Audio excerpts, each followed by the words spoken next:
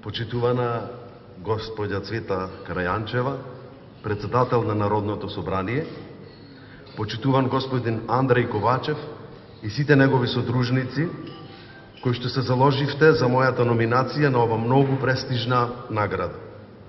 Најнапред би сакал срдечно да ви се заблагодарам за прекрасниот прием што ни го приредивте во оваа топла и пријателска атмосфера на Българското Народно собрание.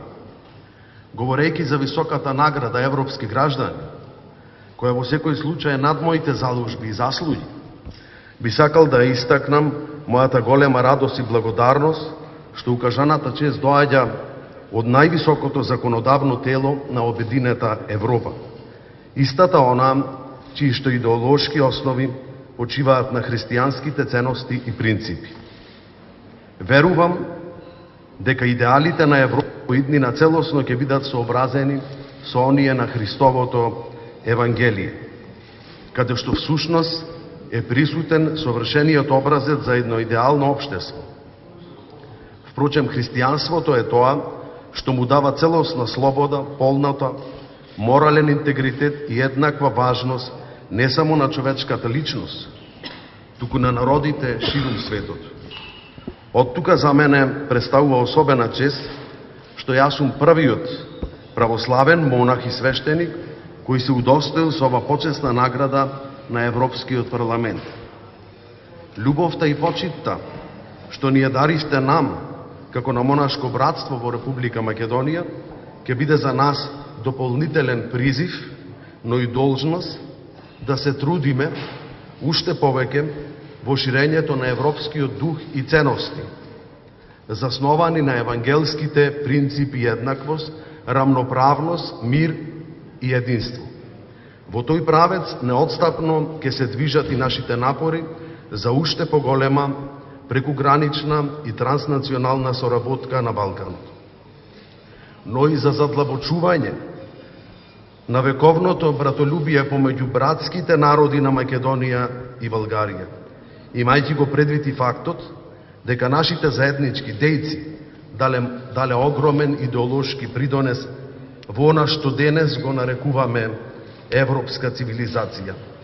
Во тој контекст ние остануваме цврсто зад постигнатиот договор за добрососедство, пријателство и соработка помеѓу Македонија и Република Българија, кој се чини е напишан со крвта на нашите предци и за радост на нивните души.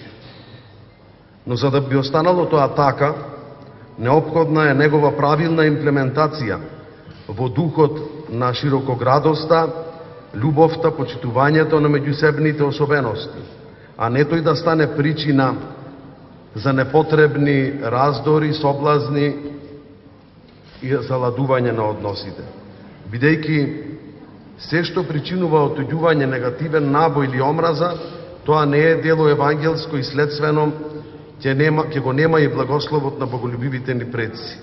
Накрај би сакал да упатам и една практична препорака до политичарите од двете страни, имено кога веќе зборуваме за задлабочување на соработката и културните економски врски помеѓу нас, од исклучителна важност е нашите држави да работат и на подобрување на меѓусебните врски помеѓу нив, односно врски комуникацијски, зашто доаѓајќи наваму уште еднаш се потсетив колку лоша инфраструктура има помеѓу Македонија и Българија, што за жал нашето зближување е реално отежнато.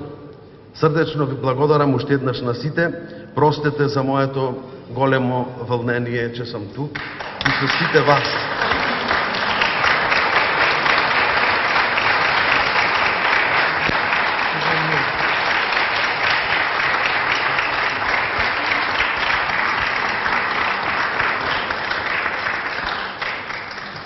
И уште еднаш замолјавам сичките наши братја во Българија кои имат возможност да помагат нашата Република Македонија, таа да се интегрира во европското општо семејство. Иако таму може би сега тоа не се разбира доволно, сепак братот е онај кој бесконечно проштева на братот кога греши. Така е евангелски, кога Христос бил запрашан Колку пати треба да се прости на братот? Он одговорил 77 пати по 7, што значи на братот сме должни бесконечно да му проштаваме и кога греши, и кога сака на некаков друг начин да се определи. Вистинската љубов е таква, проштева.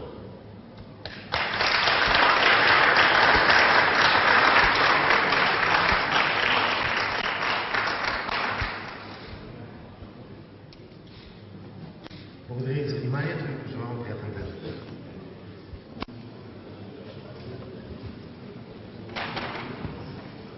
Spørgsmål?